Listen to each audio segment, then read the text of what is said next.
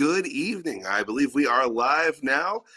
Good evening and welcome to the Dirt Sheet Radio NXT Rewind for November the 28th, 2023. Just finished up a pretty good episode of NXT. I am Tyler, the pro wrestling hipster at PW Hipster over on Twitter, refuse to call it X, and also on Instagram. Let's go around real quick, introduce ourselves, and jump right into the main event. All right, guys, it's me, Darren, aka DC Soup. Hopefully you guys can hear me. Can you guys hear me on that end? Yes, oh sir. yeah. Okay, sweet. We're in there. Aka Young Suplex. CJ Carter at CJ Carter 22 on Twitter and X if you're that variety. Looking forward to talking tonight's NXT. It was a great show.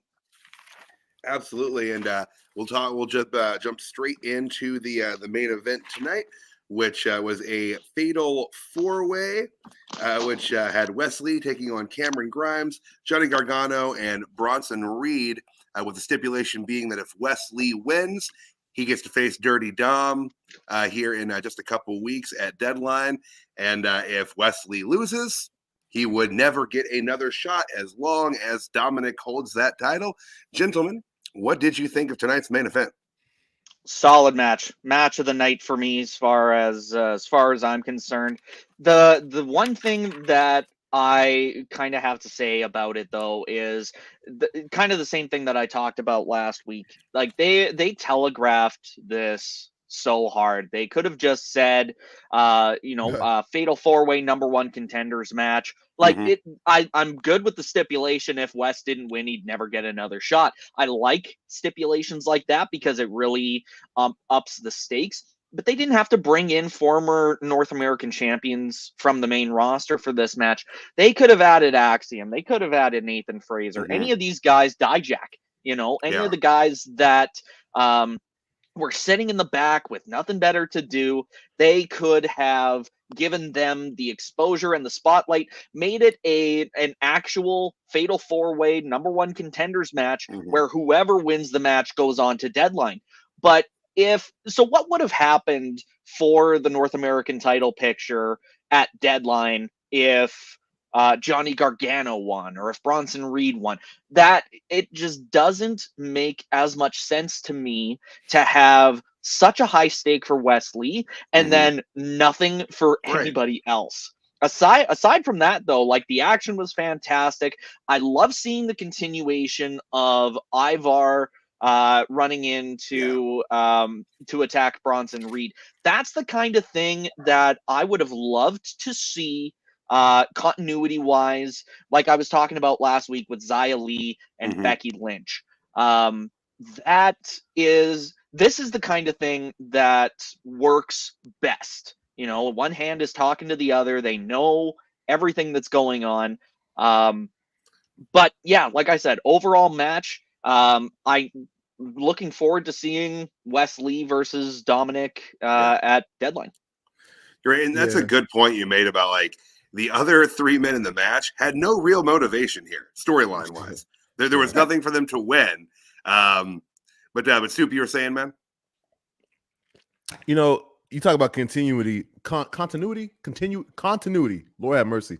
You talk about continuity. They've been doing that a lot with Raw going into NXT. I think last week, you had the Becky Lynch thing. This week, you got a lot of continuity with, like you said, the former NXT champion, former North American champions, which is good star power. If they're concerned with ratings, then throw them in there. But like what you said, bro, there's so many people sitting in the back, like Axiom, in a backstage segment. You know what I'm saying? Throw them in there. Throw those two mask guys. I don't even know who those people were. Throw them in the match. You know what I mean? So, I think you have a lot of people backstage. It would be nice to give them some TV time. I'm glad they didn't put Nathan Fraser in because as you guys will see later, man, we're going to talk about it later. My personal match of the night, but we'll get into that later. But that was going to be my match of the night before the Fatal 4-Way match. Man, they showed out. So, we'll get to that later. But, man, I think it was a great Fatal 4-Way match. Lots of high spots. Crowd was electric. Absolutely. This was a great crowd. This is a great showing tonight. But I think they did kind of like go the long way around having just Wesley just do a rematch for the title. So, you know what I'm saying? I'm glad Wesley won, and I'm glad they're going into Deadline with Wesley versus Dominic. I think that's the right choice, but it's kind of weird how they did it. It was kind of an interesting winding way to get there. They had probably a few more direct routes they could have taken, but no, it was a hell of a match. Like you were saying, Soup, the crowd was hot the entire time. Couple really fun spots. That slingshot low blow spot with Bronson Reed was pretty fun. Yeah. One of my favorite things on commentary. There it is. It was fantastic. I've seen a lot of low blow spots in professional wrestling, and that was a pretty creative way to get there. I believe Dominic on commentary at one point said that Mommy had to give him extra allowance in order to get Bronson Reed to come down to NXT tonight. Yeah, nice. Yeah, nice. Which is interesting. That implies that they were giving him some sort of monetary reimbursement for coming down there trying to take out Wesley. Right. Like Dominic just doesn't get a paycheck. Right. Yeah, right. Like you guys are getting paid, you know. Mommy controls his finances, you know. Yeah, That I wholeheartedly believe. Oh, absolutely. Otherwise, he'd spend it all on Robux. Of course, absolutely. Or even worse, V-Bucks. You know, he's a millennial. You know what I'm saying? He's gonna spend on V-Bucks.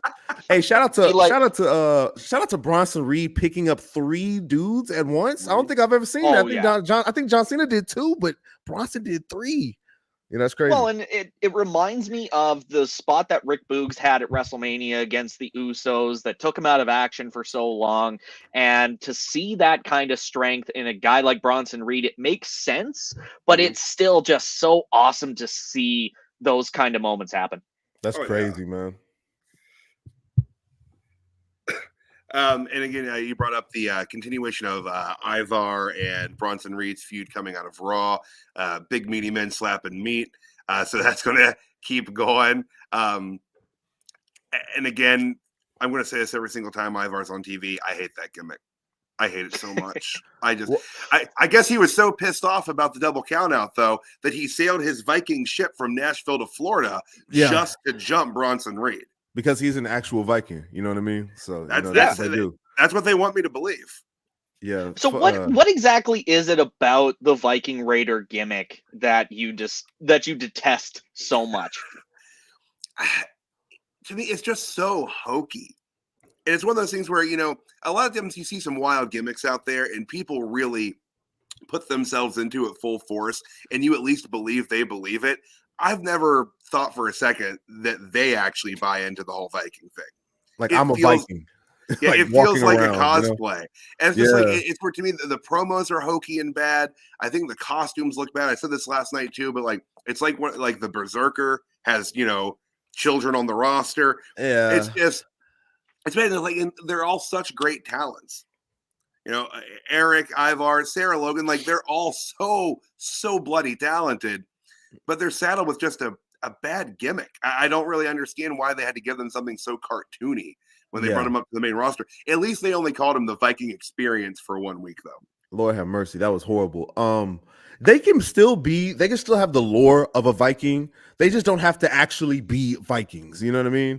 Like, why do you have to actually be 17th century Vikings, bro? Like, just be, that's my culture. Like, you don't have to like come out with the shield. You know what I'm saying? Like, to me, it's like Drew McIntyre with a sword. I don't like props that are never possibly going to be used in a wrestling match. A sword would kill somebody. It's silly. Yeah, I feel you. Yeah, it's a little over the top.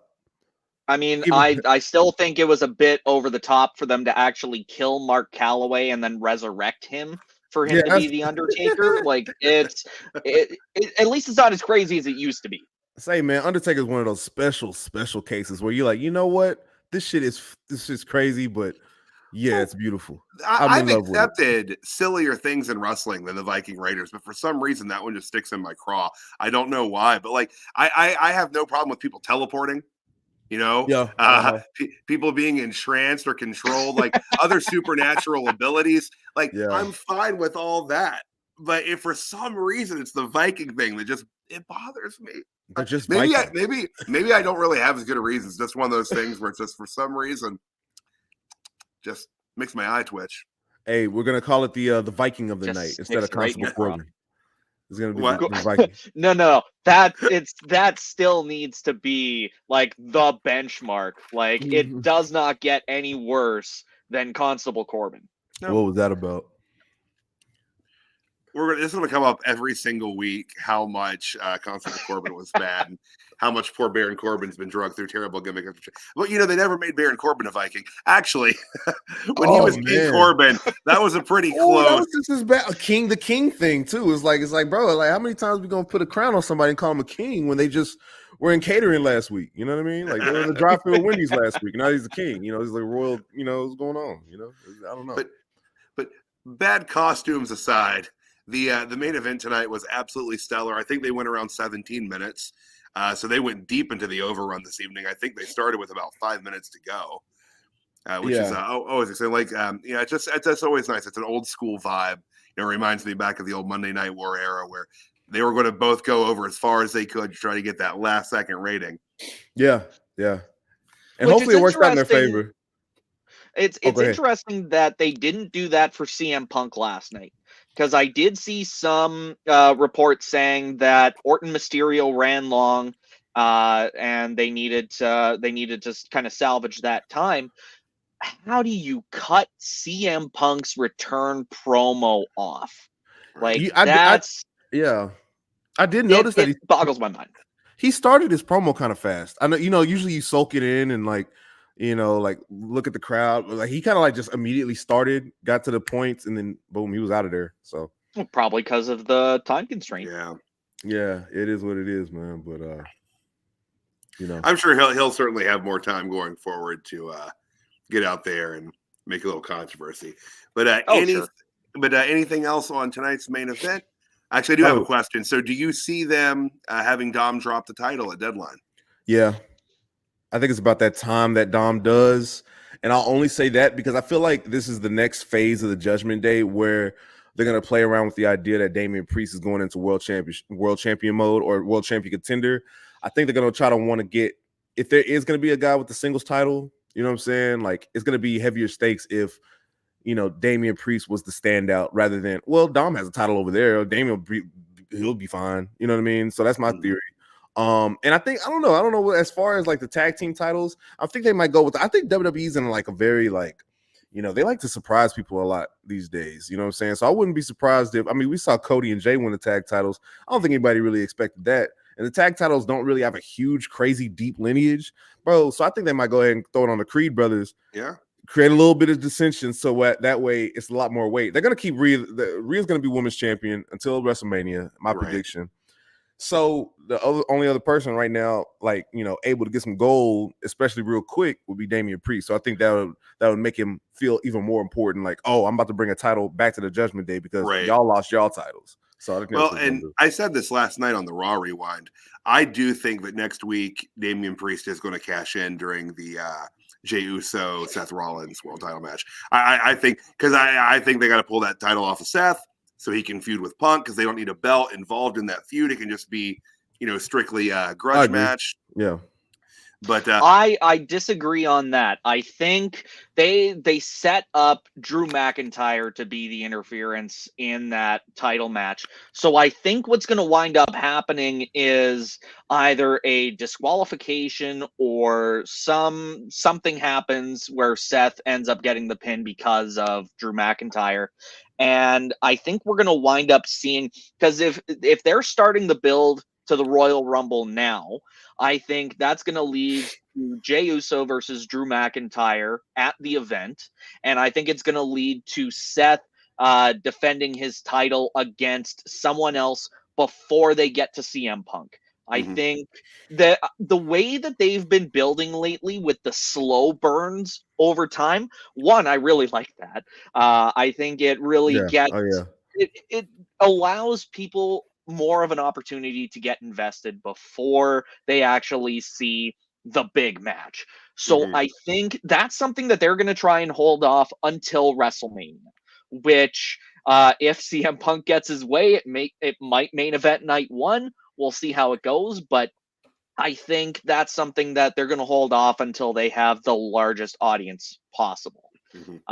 So that's my prediction for Monday anyways. I don't see I do see Dominic losing the title at Deadline as well.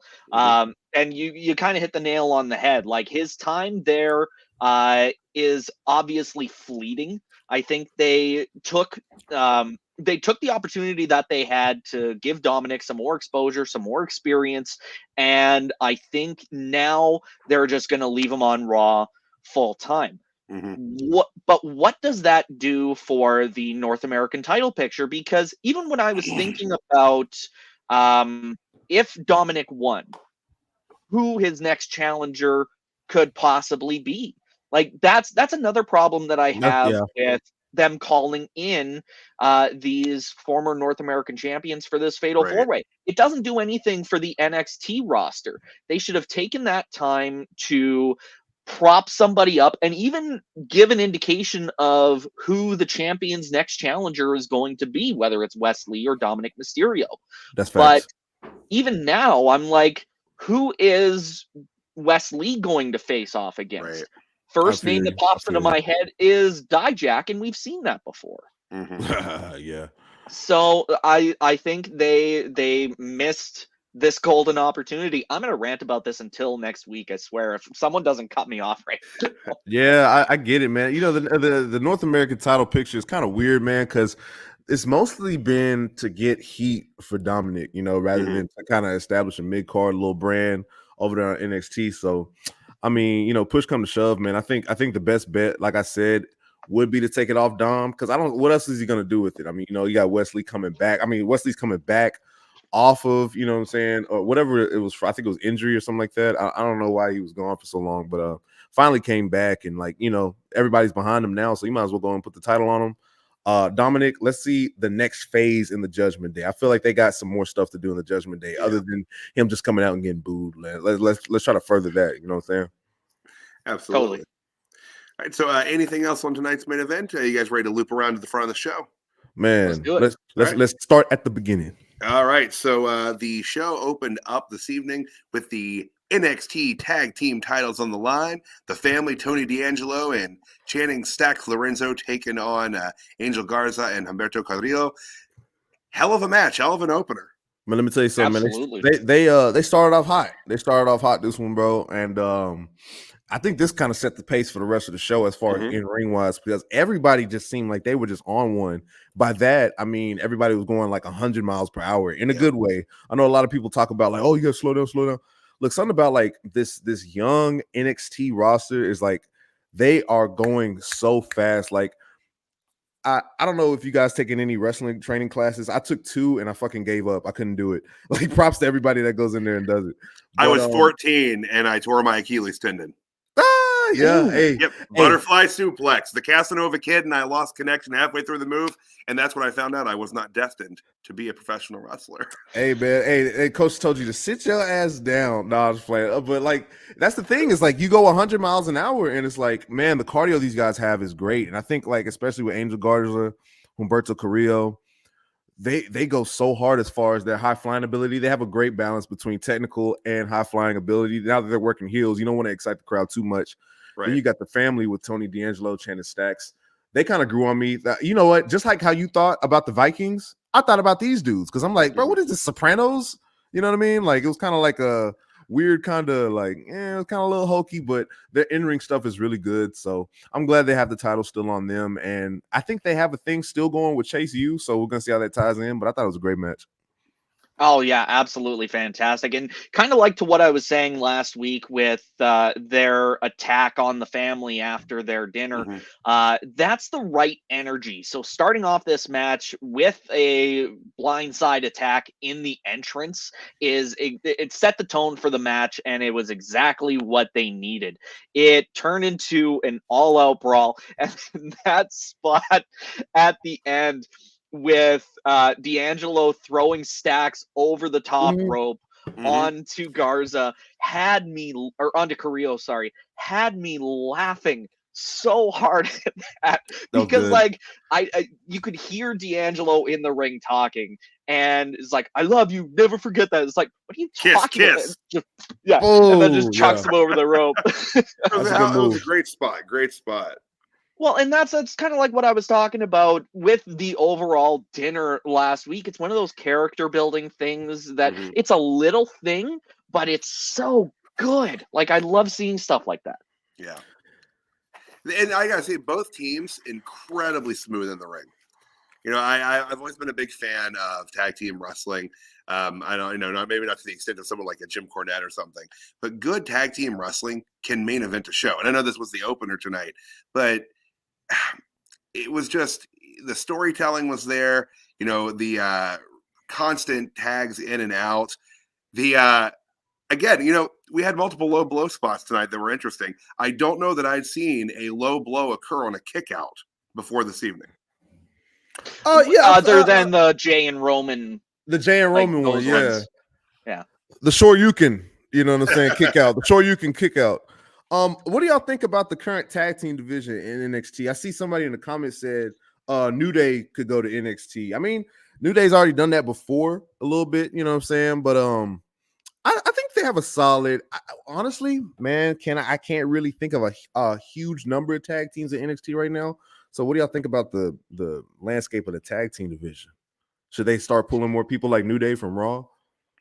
I don't think we're in that spot yet. Like I know they're doing the whole Chase U scandal, which we're going to Mhm. talk about that later on too, but Andre Chase and Duke Hudson are still very much in the tag team division, and Umberto and Garza, though they still showed that they have the tag team chops. You've got Gallus in the mix. Mhm. You've got AOP rumored to still be signed, whether they go down to NXT or they stay on Yeah. the main roster. That still remains to be seen.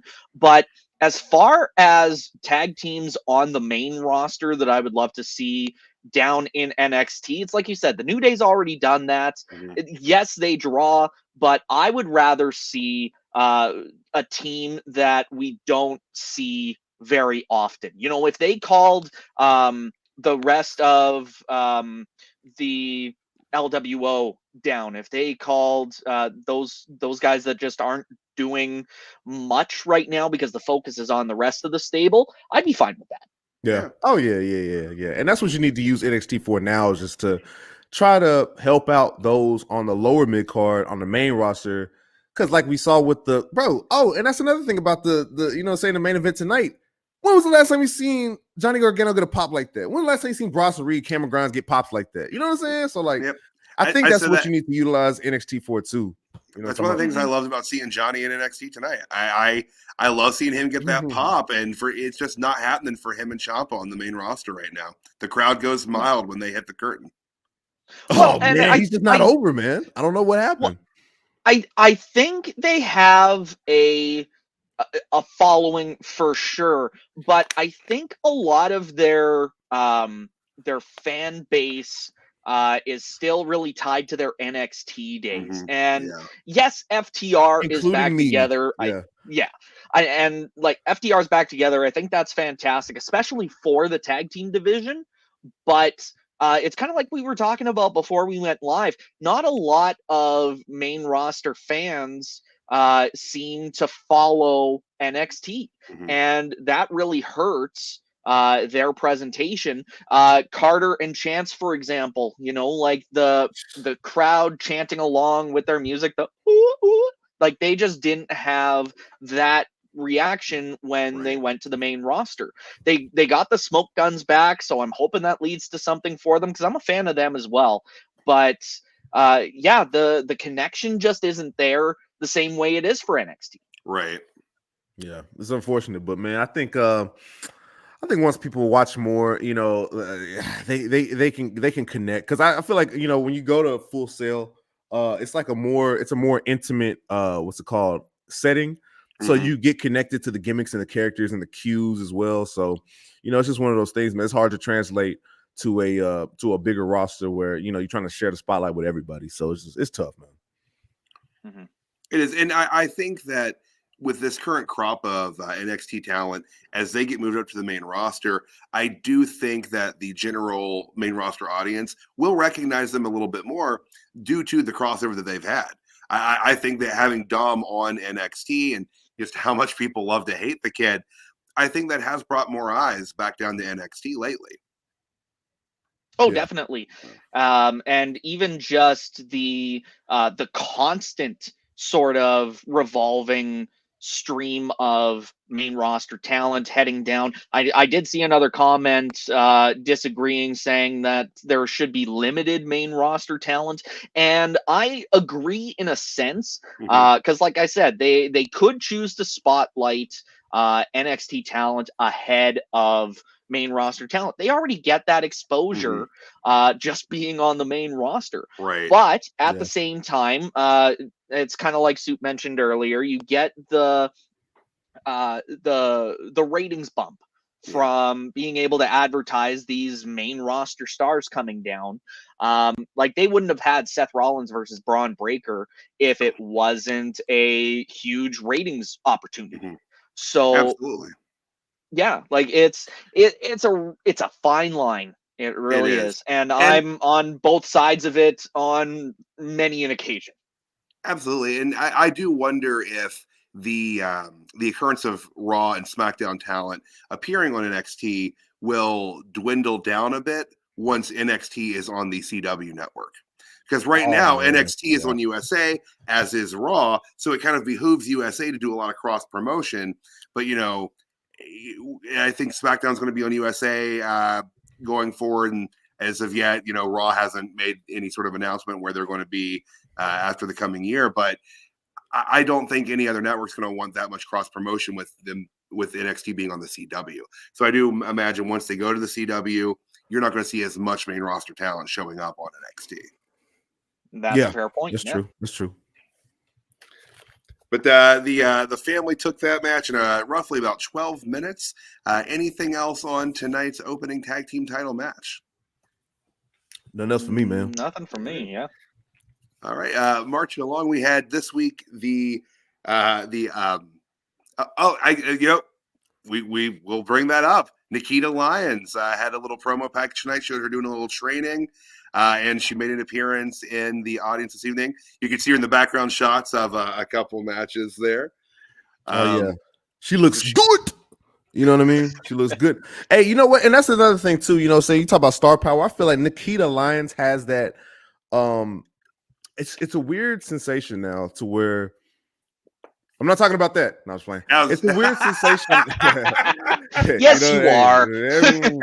It's a weird sensation now that people can get over on the internet. You can start off on, NXT, and you can get your own cult following online now. I think Zack Ryder was the perfect example back then. And now you have so many forms of that. He really popped that off. So now Nikita Lyons, she's closing in. She might have 1 million followers on Instagram or whatever, but now she has such a big following, cult following, whether that be legit fans or creeps. She has enough, following to where she could be a draw, man. I don't know, man. Get her on some extra, I don't know what the kids like. I don't know if Logan Paul still does his vlogs or whatever, but get on like a couple podcasts. You know what I mean? Like she has a legit draw, not only because of her looks, but she is still athletic in the ring, and she's very charismatic as well. Yeah. And I feel like, put her in a music video, put her on a talk show, put her on a podcast, promote a product, put her on a commercial, and there's your draw right there. I think they might have to build a division around Nikita Lyons. Real talk. As long as she stays healthy, I don't have a problem with that. That too, yeah. We don't want nobody getting injured too. You know what I mean? So, Well, and she got injured at a really inopportune time for her career. Like she had, I know it was kind of, I remember it kind of being an issue about vaccination as to why it didn't happen. But I remember her being a part of a women's tag title tournament with Zoe Stark on SmackDown, or at least it was promoted. But then I think she got injured around that time too. So they ended up having to replace her. But she had so much momentum going into that injury. And on top of we got the thumbnail there. Yeah, and even aside from Nikita Lyons, there was the other. I can't. Her name is not coming to me right now, but it was the surfer girl that also got injured. I can't think of her name. Cora? I hate myself. Was it Cora? Cora Jade? No, Cora. I can't remember. I can't remember her name. But it's if there is a comment that can answer that question for me, I'd greatly appreciate it. But yeah, it's one of those things that you never Sol Ruka. script That an was her name. injury. Sol Sol Ruka. Ruka, thank you. That's Thank it. you, Pagan Twist. Shout out Pagan Yes, Twist. thank you. That would have been bugging me all night. But yeah, I was a big fan of hers as well. The momentum that she had was phenomenal. She was truly a one of a kind performer in the ring, hitting moves that I didn't even know was possible. And she's still injured. What's it been? Got to be close to a year now. And like I think she's gonna have to really work to get back into that picture, because it's like Soup said, Nikita Lyons has that following. She's got that fan base that have been clamoring for her to come back. She's still been on the minds of people while she's been away. She's still been in public view. Yeah, exactly. I think that's the first time I'd thought about Sol Ruka in a while. Was just trying to figure out what her name was tonight. So and granted, I like I said, I want to see both of them come back healthier and better than ever. But I think Nikita Lyons isn't going to have as much of an uphill battle with that. Right. There you go. Yeah, absolutely. So we had a backstage segment with bunch of wrestlers back there. I think Axiom was back there. Nathan Fraser was hanging out, and he and Ilya Dragunov got into a little bit of a verbal confrontation regarding Dragunov being a little touchy about not being near his family this time of year and all that. Which you missed your mom or something, or on the holidays? Will you miss your mom? What, you want to see your kid? What a dork, loser, dork, right. I mean. I feel like they could have found a less convoluted way to set up a match between Nathan Fraser and Dragunov if that's the way they wanted to go tonight. Yeah. But sure, let's make it about FaceTime. Let's Yeah. Well, and speaking of faces, like I feel like that had to be the way that they went, because they want to keep Nathan Fraser as a good guy. They want to keep Ilya Dragunov strong. And for that match to happen over a misconception, honestly, they could have made that match happen any way under the sun, and it still would have been the banger that it was. Absolutely. It did feel a little bit forced, though. You're right. But I feel like they lingered on Boa in the background. Him and whoever was with him. Oh, so, that's what that was. Okay. Yeah. So hopefully, if they end up doing something with them, that might even strengthen the tag team division. But time will tell on that one, because I like that they're dropping these little blink and you miss it kind of Easter eggs and hints. Rob Fee's definitely got his fingerprints all over that. Yeah. It was a good setup for the match later, and I can't wait. You know what? I'm not even going to. I just want to get right into the match. Not right now, but just when we get to it, we can get to it, because that's honestly one of the best matches I think I've seen all year. I don't think I'm exaggerating. It was so hard hitting, but we'll get into it. It was absolutely fantastic. We will get there. And by the way, it was Dante Chen was wearing the Boa face paint there as well. I haven't heard that name in a while. I think he was in NXT Level Up. Yeah, haven't heard NXT Level Up in a minute either. I haven't heard it. But shout out the mic symbol on the Chase U press conference for Level Up. Oh yeah. Oh yeah. So this week we had Jerry the King Lawler making these selections for the Iron Survivor Challenge qualifying matches. And for the men's side, he chose Eddie Thorpe and Braun Breaker, who he said would be his pick if he makes it through Eddie Thorpe this week. And on the ladies' side, he picked Kalani Jordan and Kiana James. I'll say this. I've always been a fan of Jerry. Jerry came across a little stiff in his delivery of this. Like, normally he's so smooth and so good on the mic, but it really felt like he was reading a teleprompter or a cue card or something. Like maybe he didn't know who he was talking about.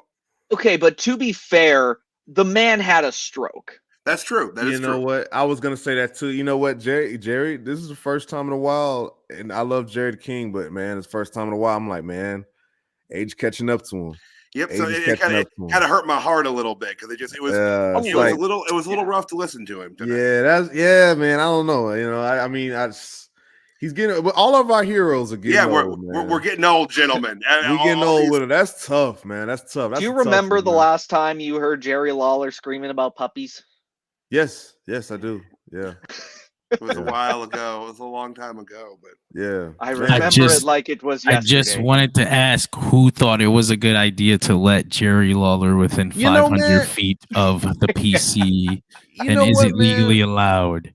Oh, it's illegally Yeah. allowed. It's illegally allowed. Yeah, man. I think it's in his contract. I think it's in his contract. I didn't want to derail your conversation, but I think just it's in thought that we should keep the king away from people under a certain age. You know what I mean? I think it's in his contract along with the NDA. So I think as long as you keep those two intact, you know what I'm saying, I think he'll be fine. You know what I'm saying? I think they have the finest lawyers in the land. You know what I mean? They do. They're gonna have to. Yeah, Yeah, man. no kidding. But bless King Hart, man. Bless King, man. Because you know what I'm saying, man, we getting up there, man. So he is too. So you know what I'm saying, God bless him, and hopefully he'll stick around for a while, man. But it's good to see him. It's good to see him in the crown, though. It's good to see him in the crown. You understand? Yeah. So. Well, I mean, good to see him at all. Like, I mean, I read yeah. some reporting about his recovery, and it's slow going at times, and so it's good to see him even just in a position to be on camera. Yeah, for sure. Yeah, that's what I'm saying. King's had a couple close calls. I mean, it was just a number of years ago. We all watched him. Where he died on Monday Night Raw. Yeah, yeah. So it's crazy. Oh. But those were his selections for this week, and I believe they basically went right into the Kalani Jordan Kiana James match right after that, if I'm not mistaken. And what'd you guys think of that Iron Challenge Survivor match? I was good. I was looking forward to this match because I heard a lot about Kalani Jordan, and I think she's really cool. I think she's very talented. One of those baby faces that is just very athletic, very, like I said, everything was just so hard hitting and fast paced tonight. Like the in-ring talent, like the Performance Center. Pardon my French, they don't fuck around, man. When they talk about conditioning for their athletes, like the stuff like these guys are doing in there is like, it's just great. Like, so shout out Kalani Jordan and Kiana James. Kalani does risk the danger of falling into happy baby face. Mm-hmm. You know what I'm saying? Like, let's try to get her like a character. Let's get her a catchphrase. Let's get her some merch. You know what I'm saying? So she's not happy girl winning. You know what I'm saying? But like, I think like I said, the women's division of NXT is in good hands. That's what I'll say about that. And we're gonna get into it a little bit later too about another match tonight. But I really like Kalani Jordan. Kiana James goes hard too, man. I like them both, and they were both hard hitting too as well. So it was a solid match. My only real issue with it was a distraction finish for a babyface to win. What was that about? Yeah. Well, Roxanne Perez ringing the bell for the distraction, and I would have rather seen her get a cleaner win than that. It doesn't make a babyface. It doesn't make a babyface look great to win a match off of a distraction. No, but at the same time, there's precedent. Kiana James cost Roxanne Perez her Iron Survivor qualifier, so it makes sense. Yeah, like I anticipated that there was going to be that interference in some capacity. On that note, though, that poor timekeeper just having a hell of a night with that bell. Yeah. What is that about? If it's not Roxanne ringing it, it's Joe Gacy stealing it. Which again, we'll cover that a little bit later. Soup, I was gonna kind of say similar comments about Kalani Jordan and needing a refreshing of her character. I think it worked when she was introduced with Dana Brooke, and then Brooke getting released definitely didn't help her immediately. But I think that did give her a chance to kind of carve her own path. So hopefully they do kind of breathe fresh life into a character for her that avoids that whole over cheery baby face hole that she'll likely wind up digging herself into. But yeah, solid match. I'm a fan of Kiana James as well. I like her entrance with the helicopter on the Tron. Like adds something to her. And it's same kind of thing with the smoke that they added for Dragon Lee on SmackDown, like having the dragon's mouth basically become That's the pretty entrance. cool. That's pretty so cool. Oh yeah, for sure. That's so awesome. But yeah, definitely solid match tonight. I'm glad Kalani Jordan won. And yeah, looking forward to seeing how she does at Deadline. Yeah, for sure. I see good things for her. I think that her in-ring movements and her execution of moves is getting smoother by the week. I think she's got a lot of upside to her. 100%. Same. Hopefully they get her in like a program so we can see like how she is on the mic. You know what I'm saying? Like how she can play with the crowd. Stuff like that. So she can give like maybe a call and response or something like that. I think that would go well for her to get some kind of connection with the crowd. But she's great so far. Oh yeah, absolutely. So she will move on to the to Deadline into the Iron Survivor challenge. So we'll see what happens for her there. Moving on, they had American Alpha, which God loves seeing American Alpha every week on NXT. Setting down a challenge to the Metaphor with a 6-man mixed tag match for next week. What do you guys think of their promo? Yeah, I think first of all, I think Alpha Academy is pretty much hybrid Raw and NXT because it's like every other week they're on NXT and maybe every week they're on NXT, which is pretty much every week they're on there. Yeah, and that's nothing cool with me because there's nothing wrong. I love Alpha Academy. We need like a fun tag team because with the New Day, man, I really like the New Day, and it's a whole reason I can get into why I love the New Day. But I'll just keep it like this: they were fun, but it got a little goofy. Alpha Academy, of course, is still goofy, but it's still like it's something a little fresh to see a comedic team that's talented. Kind of like Edge and Christian back in the day. Edge and Christian, they would go backstage and they do the kazoo shit. Right. And then when they get in the ring, it's like business. You know what I'm saying? Like they can go. Chad Gable can step in there with Brock Lesnar. He can step in there with Kurt Angle in his prime. Like I feel like Chad Gable's like one of the legit best in-ring workers they have. Otis, I don't even consider him limited. He's one of those big guys that's still agile. He can still do his roles. He can still get the crowd into it and invested.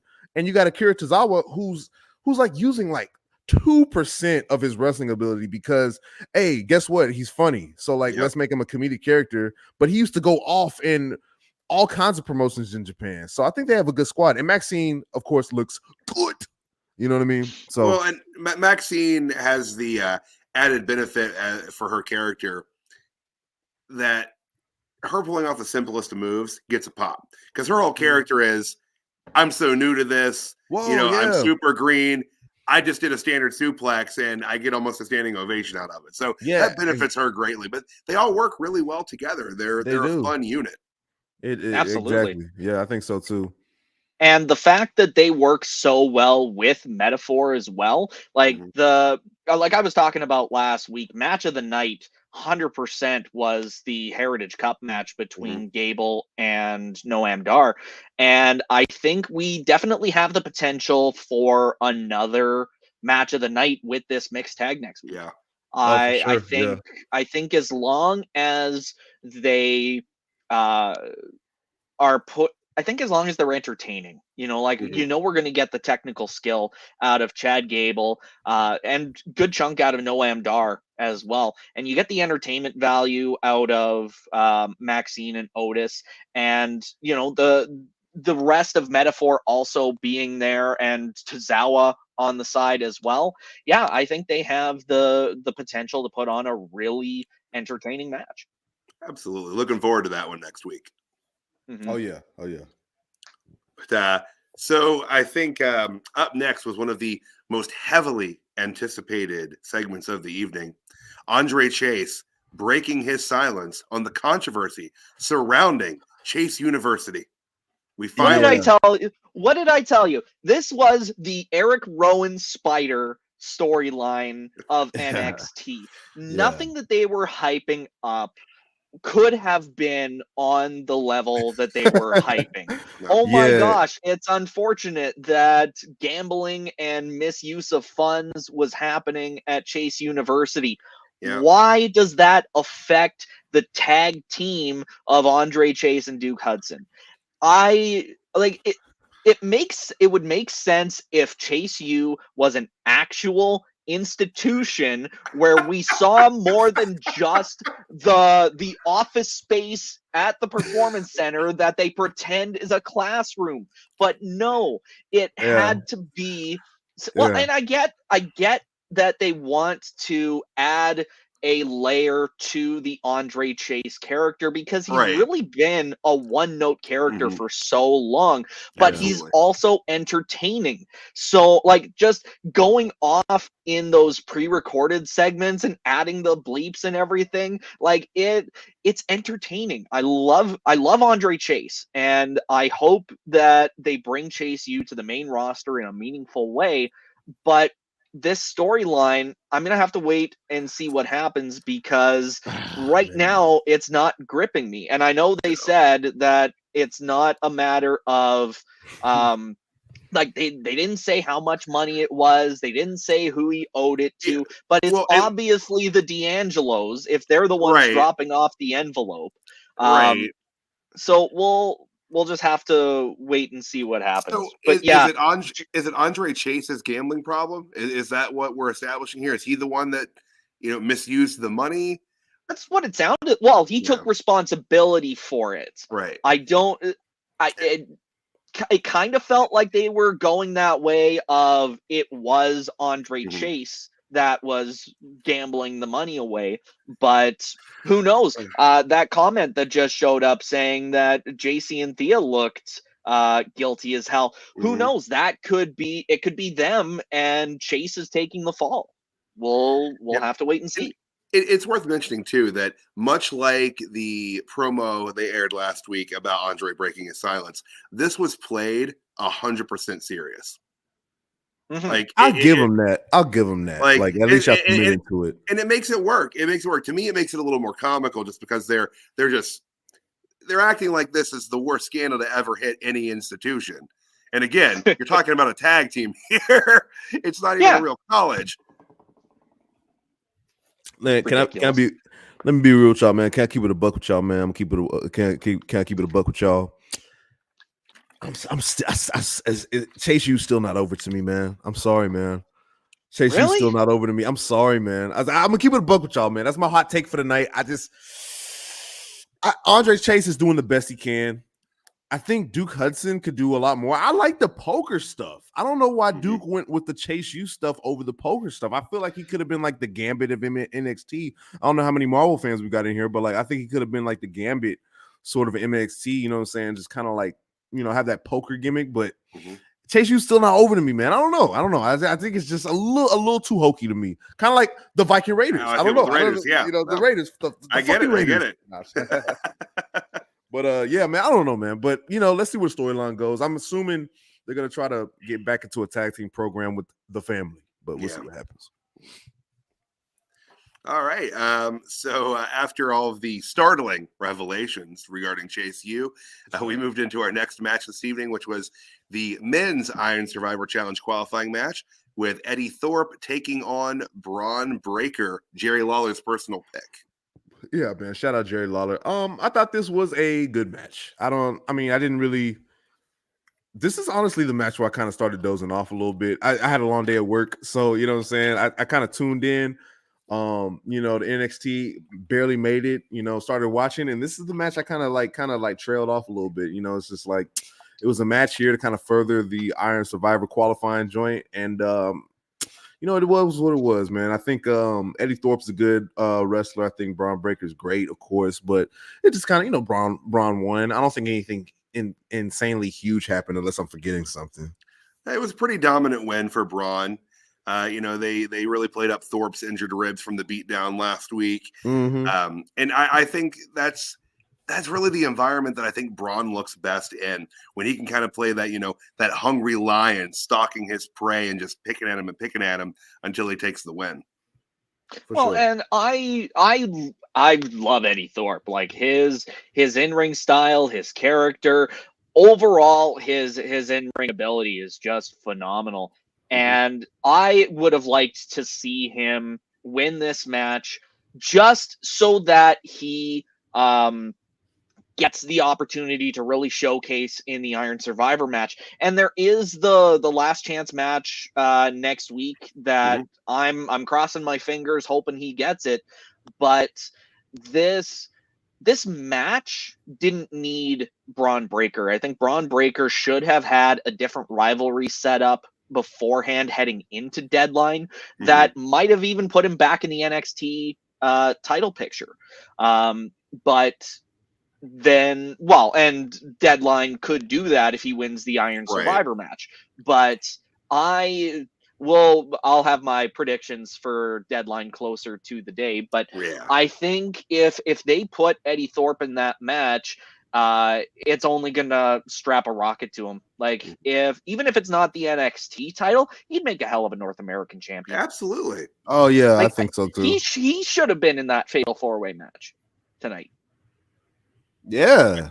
Again, had the Fatal 4-Way actually been for number one contendership of it was just stack the deck against Wesley match. That was the stipulation. Yeah. But no, it was a solid match. But on Braun, how much longer do you expect Braun to actually be in NXT? When is he going to get called up? You know what John just said right here, man. I just seen a comment right here, man. I don't know who's in charge of pulling the comments up on the screen. Thank you, sir. It said, I wouldn't be surprised if Braun was in the Royal Rumble. I wouldn't mind it either. Me neither, man. Get him in there at number 10, number 17. Bring him in, man. I think it's time. It's been like 6 years. He was in NXT. When he done everything. When he lost the title, I thought he was on his way up then.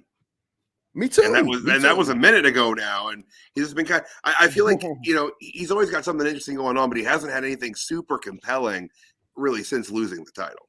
I hear you. Well, exactly. Other than the nasty stare spot that happened, but he works great as a heel, and I like that because he's got the ability to work as a great face and a great heel.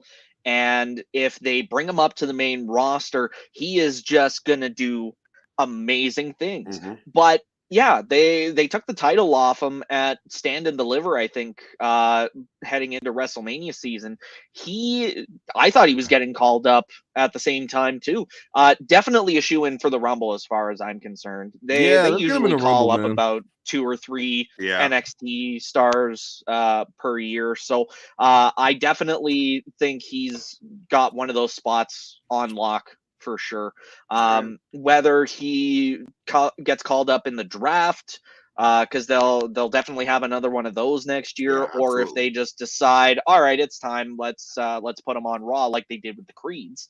Who knows? But yeah, he definitely has. It feels like he's outgrown NXT. Yeah, he's ready for the main roster. Yeah, it's been long enough. I think I agree. So I mean, maybe that's the direction they'll go. Maybe he won't win the Iron Survivor Challenge, and that'll kind of give him more of an opening just to kind of move on to a higher level on the roster there. So anything else on that match? No.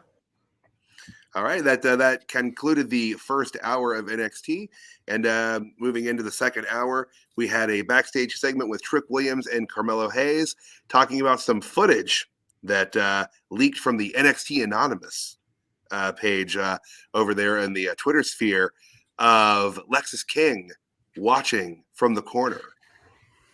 Yeah, ain't no way Lexis King did that shit. I think it's either Carmelo or either.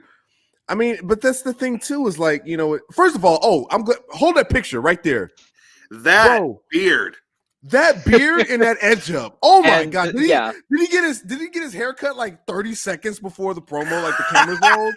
That is a crisp edge up, dog. I wrote that down in my notes. I was like, Lexis King has a clean ass edge up right now. Look at him.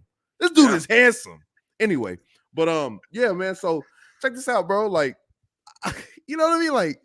Why would they make they were gonna make it so obvious if it was Lexis King, because it's you know, you got to add a little bit of suspense. You got to add a little bit of mystery to it. If Lexis King just walked up and they just showed it right here, of course it's not, you know, Lexis King. But you know how WWE is. They're not Martin Scorsese. You know, it's obviously either Carmelo Hayes or another outside figure, but they're really teasing that it could be Carmelo Hayes that attacked Trick Williams that night. But then again, dude, that happened a month ago, bro. You haven't found him yet, bro? Just go ahead and move on, bro. Yeah, like this footage is a month old. Why are we only seeing it now if you've had it this whole time? Yeah, bro. Well, I agree with that. So y'all are of the belief that Lexis King is just a red herring to kind of pull the suspicion off of Mello for the time being. Yes, and I'm glad he's definitely not the guy. I'm kind of glad he's involved in this because, you know, this is Brian Pillman Jr. coming from NXT, coming from AEW. Mm-hmm. So it's good that they're having him do something that's kind of prominent. So it's good that he is in this because I feel like this is like one of the most interesting things. I think this might be a little more interesting than the actual NXT title picture.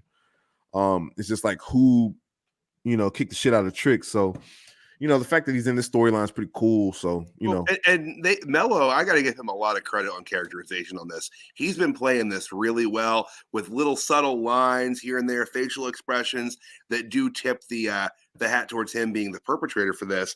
Because they were talking, you know, Trick was like, you know, we don't do that anymore. We don't have to attack people from behind. We're done with that. And Mello's response was, we are. And he just kind of held that facial expression for a second. So, I mean, I think they're still tipping it towards Mello, and they're just trying to use Lexis King as a massive red herring. Yeah. Well, and we'll talk about it later on, but I mean, the fact that he had that interaction with Trick and then still tried to get involved in King's match later on in the night, alone, mind you, without Trick, you know, really kind of leads me in that direction that it is still Mello. But we'll just have to wait and see. Maybe they throw another curveball at us. Maybe there's more security footage that they've known about for the last month and haven't done anything with. Yeah, something like that. Yeah. The reveals will continue, and like Soup, like you were saying, it's a pretty compelling angle that they've got going right now. I mean, I am enjoying it. Yeah, me too, man. I can't wait to see what they say, man. I can't wait to see who done it and who did it. I can't wait, man. Colonel Mustard in the conservatory with the lead pipe. Next backstage segment they had, it was the I'm trying to think of who all was in the locker room there. I know Roxanne Perez was in there gloating about ringing the bell. That's when they CJ, you were talking about the second chance match that they're doing for the Iron Survivor. That was when they established that was during this segment, correct? Yeah. And you know, being like using Ava, was that her name? Yeah. Using the Rock's Ava, daughter. Yeah, using her as the catalyst for announcing that match felt weird. Like, we haven't seen her since she was talking backstage with Paul Heyman, I think. She walked into Shawn Michaels' office, I think, the next week. So I definitely thought they were going to be doing something more with her. And even the change in character that we've seen out of Joe Gacy, we haven't seen why Ava isn't still with him, but hopefully we do soon.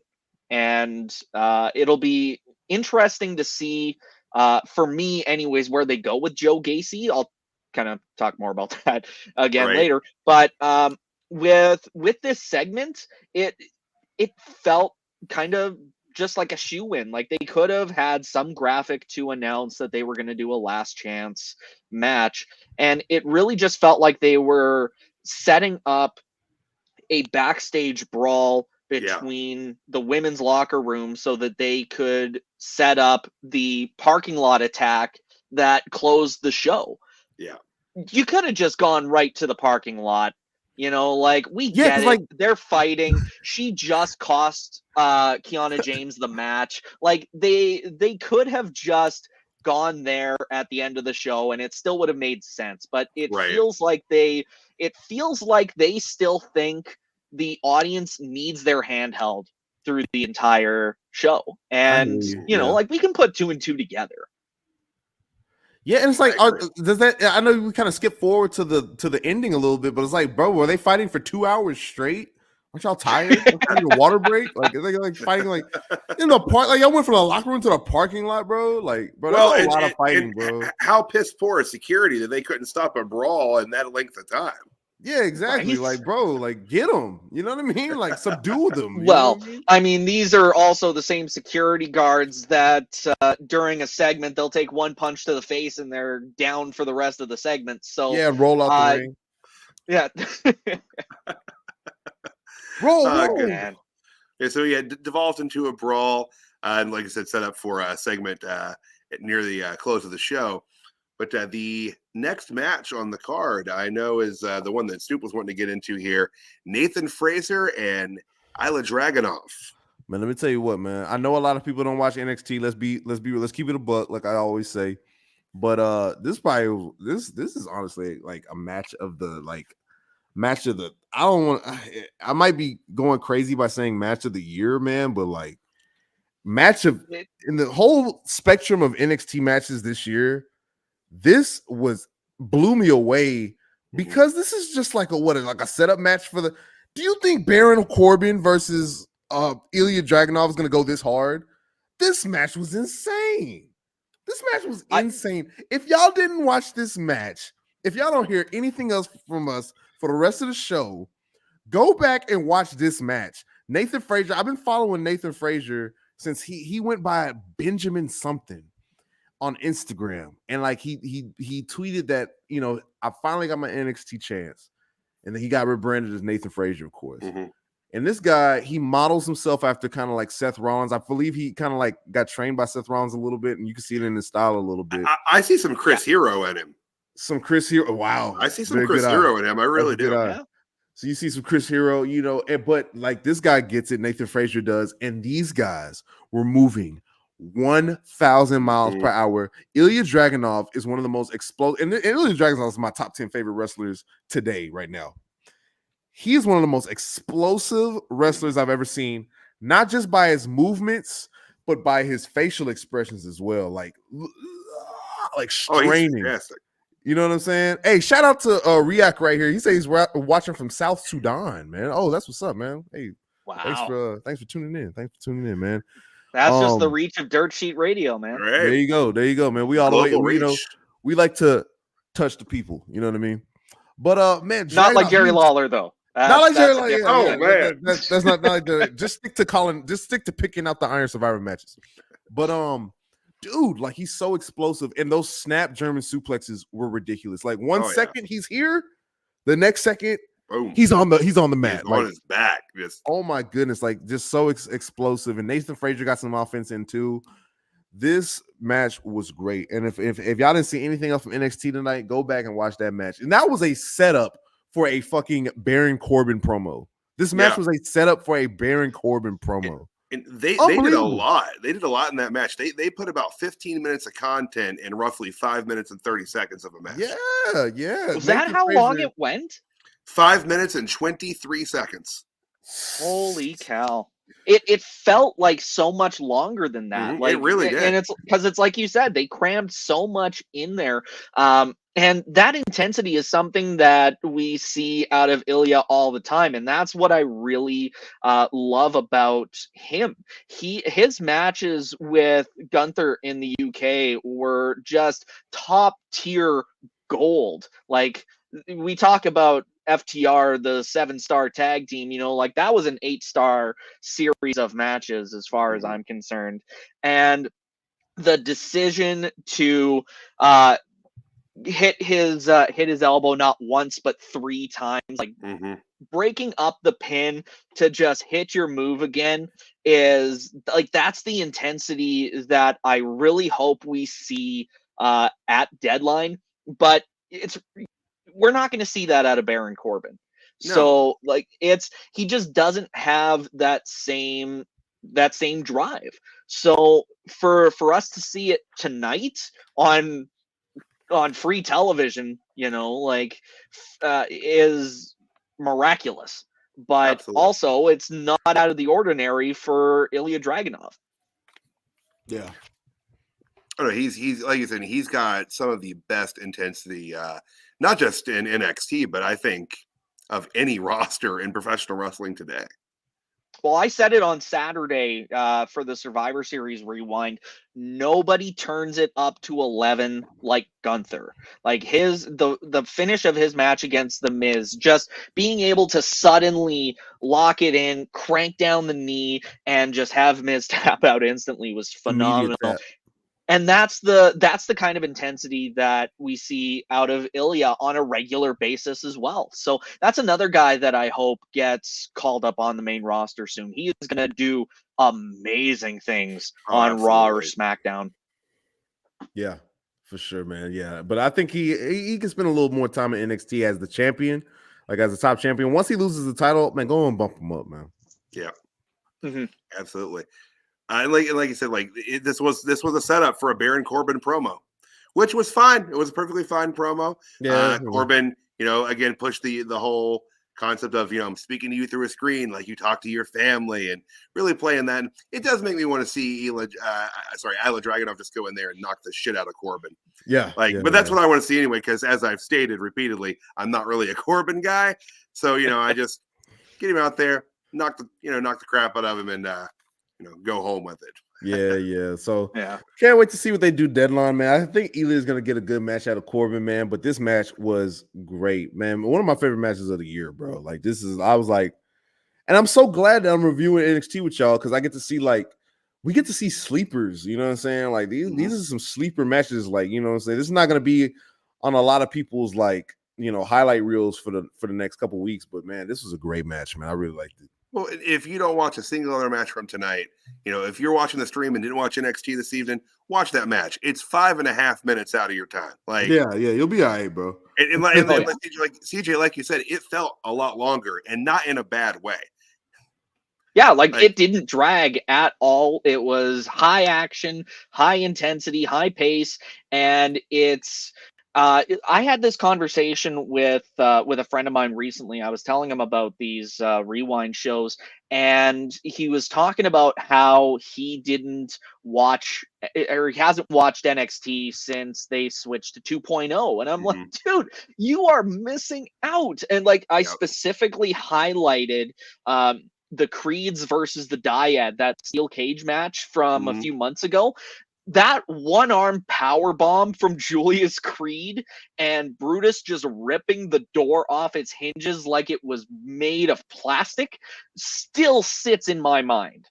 That is how good NXT has gotten. And the fact that the main roster fans still haven't clued in is upsetting and enraging. Yeah. Man, but we get to talk about it, so that's our win. Well, and sure. I do think that with NXT moving to the CW network coming up, I think that's going to put some more eyes on it. Great move, great. Yeah. It's going to be in more households too. I think that's a big advantage. There hasn't been WWE programming on the CW since SmackDown was there a number of years ago, and I think SmackDown was only on the CW for a couple of years. Yeah, I remember that. That was the SmackDown X era. Do you know your enemy? Yeah, exactly right. Yeah, coming home from school, I used to watch that. Yeah, when it came out at 7 o'clock, I never forget. Central Time, you know what I mean? Yeah. But moving on from the Dragunov match, we had a backstage segment. Lyra Valkyria talking up the women's division. It just, again, kind of did a little more setup for the second chance. Lots of setup. Yeah. You know what I mean? So... Hey man, whatever. Who the hell was that other woman though? Are we supposed to know who that was? So I had to double check. Creeping in the background, pulling kind of a Nikki Cross. That was Tatum Paxley showing off a slightly. Absolutely no idea. What? Am I tripping? Should I know? I don't know if it was just too dark or I just didn't recognize her. But holy cow! She had on different makeup, and she was really, really like the damn Batman, just drenched in shadow back there. Yeah, it was Tatum Paxley. That was a little random for me. I didn't even make the connection. I haven't. I think that might be one of the first times we've seen Tatum Paxley since she stopped hanging out with the Diamond Mine. Oh, she was the other chick in the Diamond Mine. Yeah, when oh god, why do I have so much problem with names tonight? The woman in the diamond mine. Ivy Why now? can't I think of Ivy Nile? Oh my Ivy god, now. I need to retire. That's what this is. No, No, that's all like good, man. when she turned on Ivy Nile, I think they had like one match on NXT, and then all of a sudden Tatum Paxley's just gone. So that makes sense as to why I didn't recognize her tonight. But if she finds herself in the title picture, I'm not going to be complaining. Shit, I actually caught it. Holy shit. Doing battle with the fly over there. Yeah, you saw that? I fucking like legit caught it. Like, holy shit. I was like, oh, fuck. Oh, damn. Anyways, you had your Karate Kid moment. All you needed was a little Mr. Miyagi, right? Like, oh my god! If y'all would have brought that up, that would have been a perfect segue. When is the other women's match? So they actually right after that, they actually did have a little hype video package for the Grace and Petrovic match that was coming up here in just a couple moments. So they ran a video package for that. The Metaphor appeared briefly to accept Alpha Academy's challenge for next week. So that's when we got that officially set for next week. And before the Carmen and Ariana match, we did have that Joe Gacy promo that he cut from underneath the ring. Bro, what are they gonna do with Joe Gacy? What are they gonna do with Joe Gacy, bro? Nothing I don't works, know. bro. I assume hang on, Joe Gacy, because bro. I like this shit disturber gimmick that they're giving him. Like, if this is the antics that we're starting with, him hiding under the ring, stealing the ring bell, and just going ham on it in the audience, I love that. I thought his gimmick with the dyad was too Bray Wyatt cult leader for me. And I couldn't get into that. That's why I didn't like it. It didn't feel like it was actually Joe Gacy. This feels like it's actually Joe Gacy. So I'm looking forward to seeing what they do with him. But the match itself between Petrovic and Grace, I thought was great. I didn't like Petrovic not getting a TV entrance. That kind of telegraphed it for me. I like Petrovic's character. I thought she was going to do better in the breakout tournament. But between her and Santino Jr., Ariana Grace, I like her gimmick too. Like, I like that. I hope seeing that sort of tenacity in the ring from Ariana Grace will avoid her being pigeonholed into this, oh, she's just the Miss Universe pageant contestant, like she's not actually a threat. She had some stellar offense, and especially the way that they've kind of presented Petrovic as well. And the offense that we saw from both these women was fantastic. And it's kind of like Soup said, the women's division is in great shape, and it's evident by this match. Can I just say, I loved how funny it was when, Petrovic was like, I'm a 3-time black belt karate master, and I'm going to beat you in this wrestling match. she does work a lot of unique kicks into her offensive style, which I do enjoy quite a bit. And I guess we would be remiss. I saw the picture come up a second ago. We would be remiss if we didn't at least acknowledge that Ariana Grace had a pretty close call on live television tonight with her top. What was that about? I saw that. That was very, you know what I'm saying? Hey, she's working with, she got a lot going on. So, you know what I'm saying? Wardrobe malfunctions, you know what I'm saying? They come and go, Lawler was watching part of closely. the game. Make sure nothing goes wrong, right? He was. She did handle it well. Memphis. Like the fact that she continued on that match like nothing was wrong, just adjusting her top every so often. That's a move that professionalism. Well, exactly, and that's the kind of move that you would have expected from a talent with more experience. And even if it had happened a couple times, if this is more than the first time that this has happened for her, first of all, I think she needs to find someone else to make her ring gear. But second of all, like that t-shirt option. Yeah. Like that's the kind of thing that you would expect from a main level roster talent. That's sort of in the back of your mind where it's like, okay, this is happening. I got to deal with this, but I still got a job to do. So good on her for managing that well.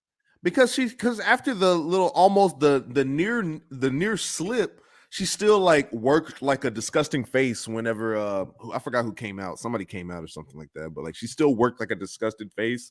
So good for her, man. Gacy popped well, out. That was when Gacy. That's when Gacy popped out, right? And then she still kind of worked like a. Ooh, so good for her, man. You know what I'm saying? Keep her professionalism, and I think that's just a part of being in a like a wrestling family. You know, knowing that the show must go on no matter what. You know what I'm saying? And it is what it is, man. You'll keep it moving. So so Grace took the match. I think it was right around 9 minutes and some change there. And TJ, like you said, they kind of telegraphed the end of that based off of who didn't really get full entrances there. Oh yeah, and I hope that Ariana Grace is able to carry on this momentum in a meaningful way. I hope Petrovic continues to get better.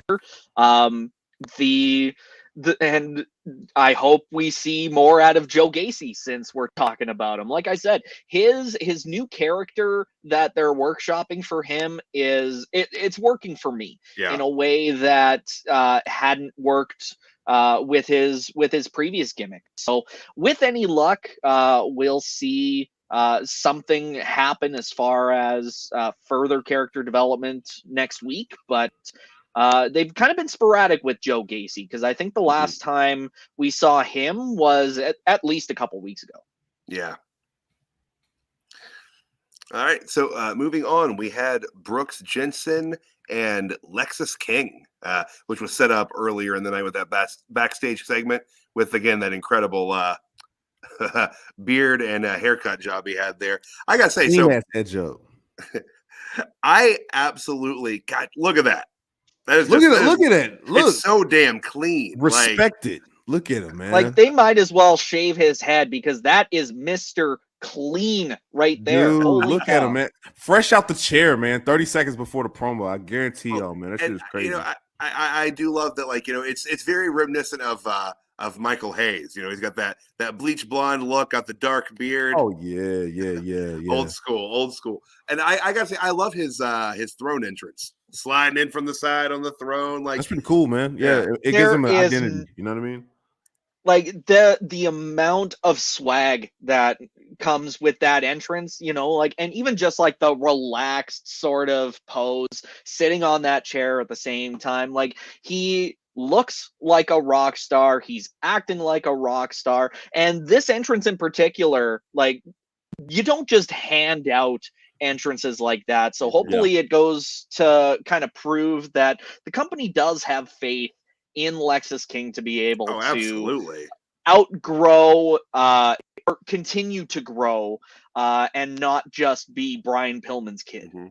They definitely got something planned for him, for sure. Oh yeah, I think they understand what a good get he was when he was released from AEW and they were able to pick him up. He's going to have a really bright future. I mean, he's an absolute natural. Like you were saying, CJ, he already carries himself with that swagger of a rock star or a main event talent. He already has that air about him, and that's something that you can't teach somebody. That's that X factor that people are always talking about, and he's got that X factor. He's got that natural charisma where he walks into a room and you're going to look at him. You want to hear what he has to say, and you're going to pay close attention to him. Absolutely. Yeah, for sure. The match itself was solid. I don't have a problem with Brooks Jensen, other than kind of like what I was saying last week. I think him and Briggs work better as a team than they do as single competitors. And it was good that Jensen had King or had someone to watch his back tonight because Mello tried getting some measure of revenge for what looks like King attacking Trick backstage. And yeah, I think just in general, they're and kind of going back to talking about the AEW tag team division, like they are one of the better tag teams in NXT right now, for sure. So for them to start being pushed as singles competitors doesn't make a whole lot of sense to me, but hopefully this is just a sort of a moment in time. Maybe they're feeling the waters out a little bit, but hopefully they do stay together as a tag team. And I agree with you completely, CJ. I think they function much better as a team. I think that, you know, the sum of their parts is much better as a tag team. And again, not that they're not good singles, but I think it's just a quick little, you know, side story they're telling with this. And I look for them to be continuing as a team going forward from here. Yeah. For sure.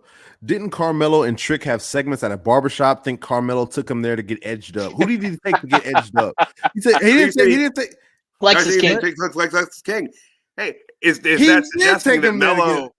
Is that suggesting that Melo and King could be in cahoots over this entire thing? I don't know any other excuse. I don't know any other excuse for Lexus King to have that clean of an edge up. Okay, look at it.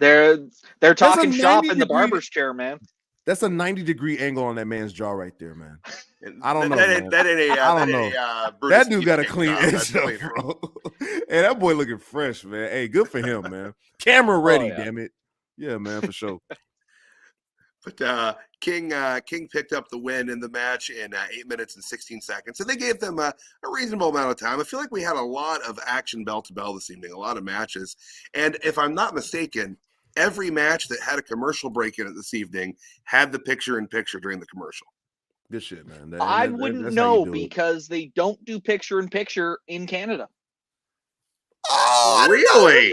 I am so pissed off at this. I might actually just rant for a minute. Yeah. Oh, yeah. Go ahead, man. Go ahead. What? So every time Vic Joseph says picture-in-picture, I immediately just start fast forwarding because I start about half an hour behind so that I can skip the commercial breaks, because there's nothing for me to do during the commercial breaks except sit and watch the commercials. I don't know if I know John's directing right now. I don't know how he feels about dropping F-bombs, so I caught myself, but I hate that we're missing out on this action. AEW on TSN, they get picture-in-picture breaks. Granted, we were kind of talking about this before we went live. TSN screws AEW by having Collision and Rampage as streaming only as opposed to being on TV. So I'm not gonna praise TSN just to dump on Sportsnet.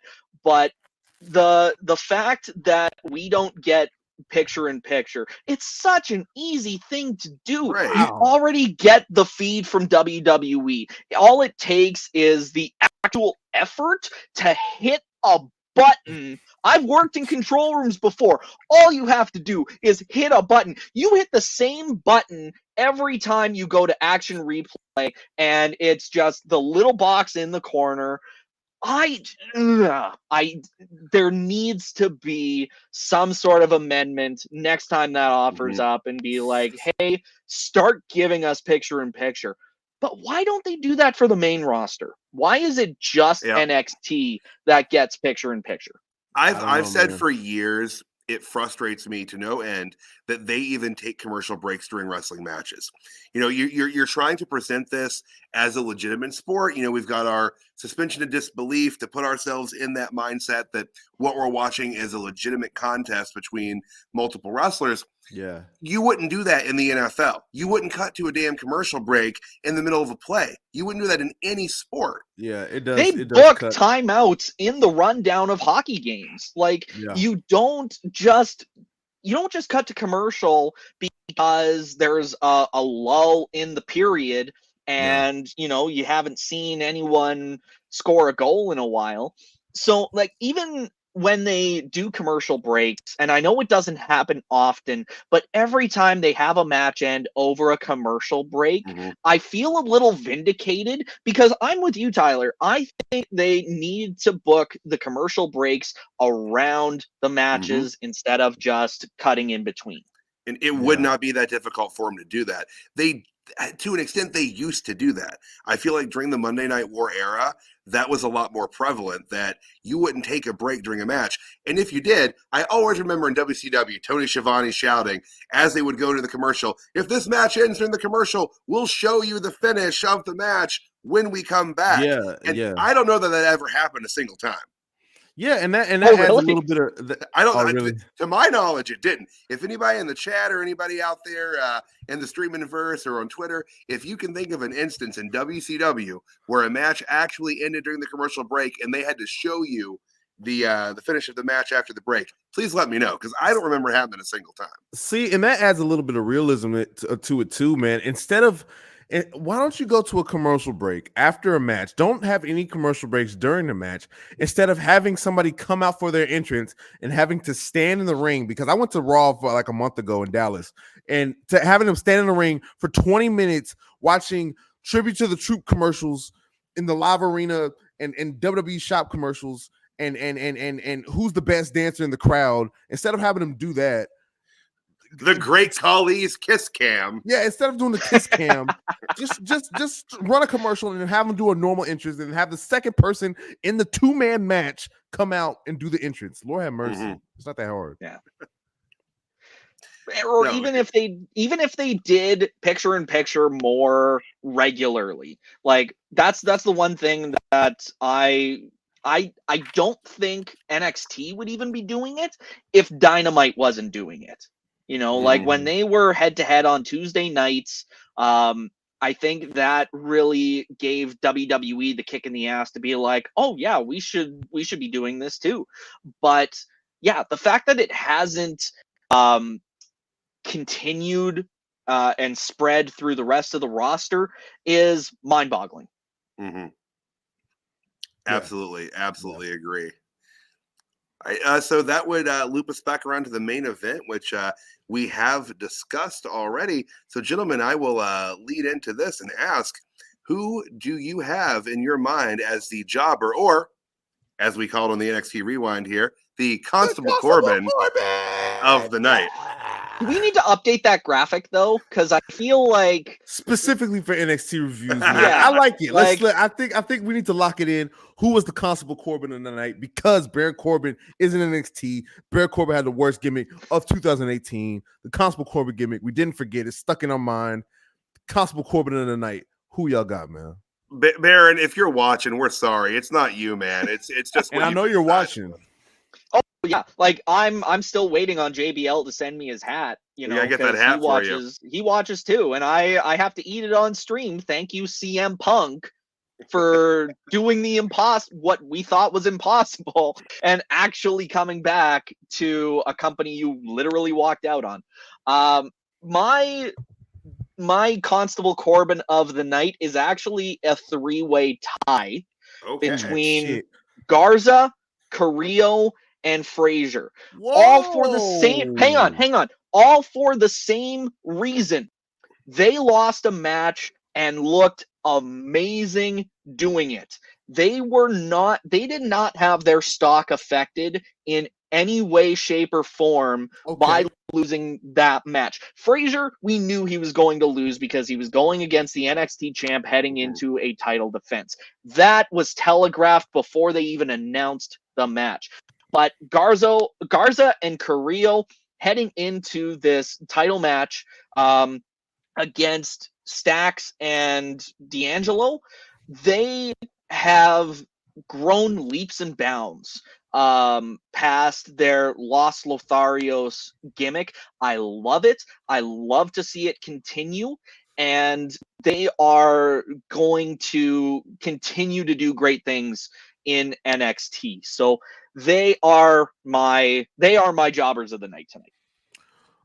Before I get into my jobber of the night, I see John right here with a comment. He actually submitted his jobber of the night. He said Thorpe. Braun pretty much squashed him.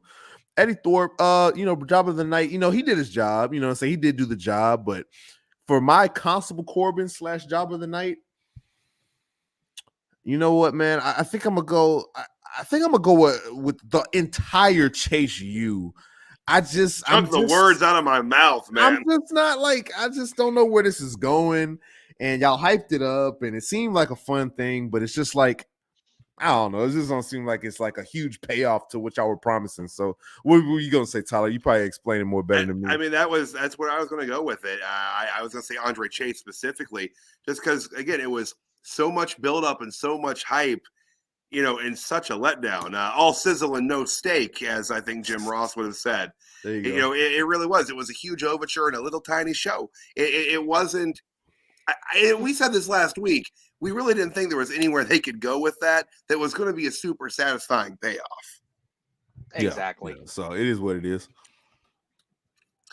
All right. So that will bring us to the megastar of the night. Yeah. So, gentlemen, who do you have as taking that megastar moniker this evening? Man, you know what, man? I think everybody knows who I'm going to pick after what I said about the what I feel like is one of my favorite matches of the year. Ilya Dragunov going to take megastar tonight for me. And honestly, Nathan Frazier would have been a quick number 2 behind him because Nathan Frazier can go. Let me tell you something. He can go, but Ilya Dragunov is, like I said before, man, I'm going to just sound like a broken record. He's one of the most explosive athletes I've seen on the NXT brand. I'm glad he's NXT champion. I think he has great facials. I think he can move. His suplexes are, and my favorite move in wrestling history is the suplex. Of course, I'm named after it. So, you know what I'm saying? The snap suplexes were crazy. His in-ring work is incredible. And, you know what I'm saying? I don't want to say the one who shall not be named, but he takes after that person a lot. You know what I'm saying? I don't know how we go, I know a lot of people weird, but he takes after that person a lot. And that's one of my favorite wrestlers of all time. So to see him with those knife edge chops and then get down to the bottom rope and still hit the chops. And I love that spot so much, bro. Right. Chop. And he does what Eddie Kingston wants to do. Hot take. You know what I mean? Like, with those machine gun chops, the explosive suplexes. Ilya Dragunov is great. Let's see if he can get this 6-star match out of Baron Corbin. Well, I know that's not going to happen, but I agree. Like my megastar of the night is the NXT champ. It was going to be either him or Wesley because Wesley also had a hell of a Oh my performance God! in the Yeah, main that's event. That's true. Yeah. I The need to show more love to the main event, but yeah, you're right. The one thing that set Dragunov and Lee apart for me was the champ's intensity.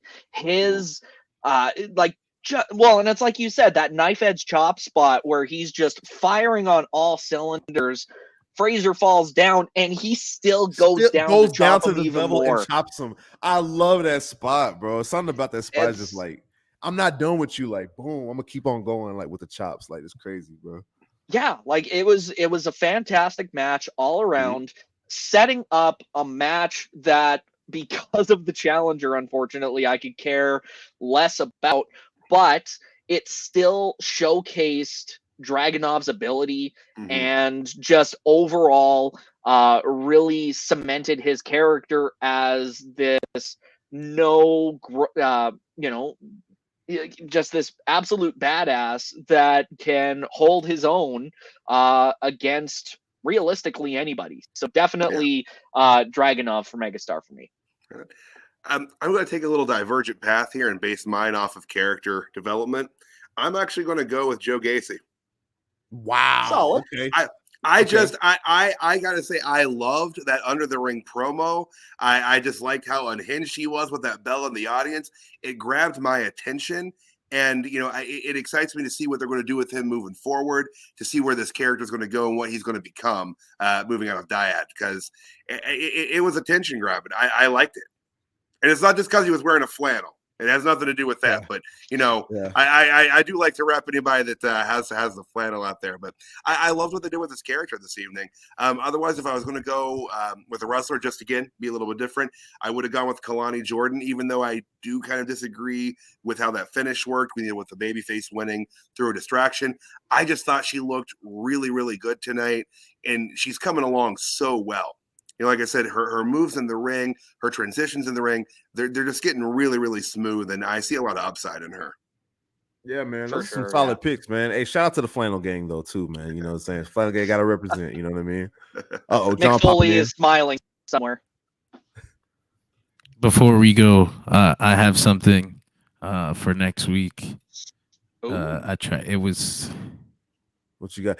Yes, Oh, yes, Yo, yes. All John right. coming through, man. John coming through, man, with the Jobber/Constable Corbin of the I night, wasn't man. fast enough. I was trying to get it before you guys finished the Jobber segment. Bro, but shout out to first of all, shout out to John for directing the entire, like he's the one who's pulling up all the comments and stuff thank you. and switching the camera angles and still made a graphic. I don't even know how you did that, bro.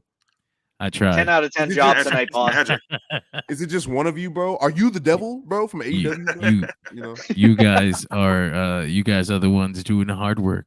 Thank you. man, it is what it is. It is. Hey, John, shout You out to make John, it man. I look did. so easy, though. Yeah, John, shout out to John, man. Shout out to the other John in the comments. I did pop for the flannel, bro. The flannel has to get a good round of I love applause from me, man. Yeah, man. That's your gimmick, Tyler. You got your gimmick, bro. I've always rocking the flannel. You know, I've always said it's the easiest cosplay on earth if I just throw on a Cactus Jack shirt. Oh, for sure. Yeah. Young Mick Foley right there, bro. Young Mick Foley. I look more like Mick than Dewey, for God's sake. So There you go. Yeah. Yeah, man. But, But I thought it was a good episode of NXT tonight, it was man. That was a good solid show. show. Went quick. The 2 hours blew by. Hey, shout out. Thank you, John. Appreciate that, man. He said, cool view show, y'all. I'll tune in again. I hope you do, man. We'll be Hell back yeah. next week. Hell yeah. Wonderful. Love to hear that.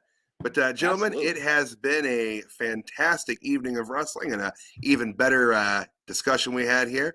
Just a real quick sign off. Again, I am Tyler, the pro wrestling hipster at PW Hipster over on X, Twitter, and Instagram. And you'll see me here. I'll be back Monday night for the Raw Rewind and back with you gentlemen on the NXT Rewind next Tuesday. CJ, where will we see you next, and where can we find you? Well, you can find me on X at CJCarter22. Next up, I will be on the Dirt Sheet Radio SmackDown Rewind coming up this Friday. Once again with Sam Schluter, the Straight Shooter. I am going to nail that name one of these days. It is a mouthful. But looking forward to seeing SmackDown this week. Looking forward even more to talking about it here on Dirt Sheet Radio. Yeah, And man. Soup, where are we going to see you at, man? Yeah, man. I'm Darian, aka DC Soup. You know what I'm saying? You can follow me on Instagram at Young Suplex, or you can catch me at Digital Suplex Radio on YouTube or TikTok as well, man. Covering all things wrestling. And hey, man, you keep it here locked live next Tuesday as well, man. I'm gonna be with these guys reviewing NXT again. Hell yeah, hell yeah. Well, for Dirt Sheet Radio, I want to thank everybody out there in the Streamerverse for tuning in and watching us live. Be sure to like and subscribe to everything, guys. Have a wonderful rest of the night. We'll see you guys next time. Yeah. Bye. Yeet.